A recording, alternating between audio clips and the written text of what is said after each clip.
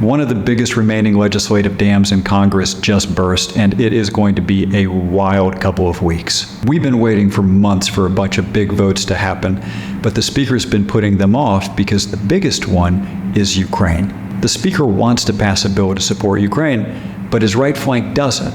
And he knows if he goes around them and passes it anyway, they'll try to fire him. So all year he's been trying to play political chess with this, trying to figure if he moves the Ukraine piece at the same time as another piece, will that let him do this?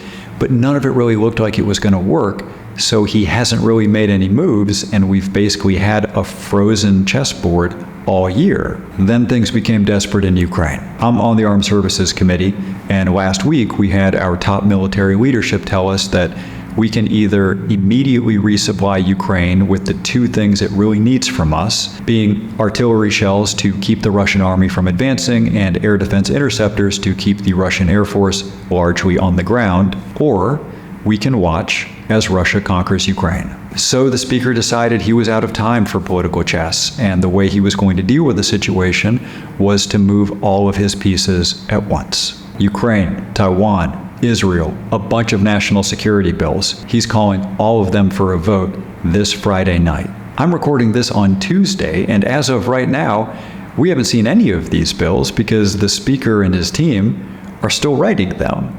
All we have are the bullet points they've given us, and you can imagine how furious the right flank is about all of this. One of them stood up in a meeting today and told the Speaker to his face that he should resign, and that if he refused, that he would support the effort to fire the Speaker.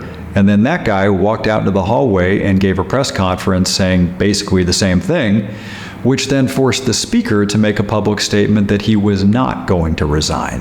Which means we may be on the brink of our third battle this Congress over who will be Speaker.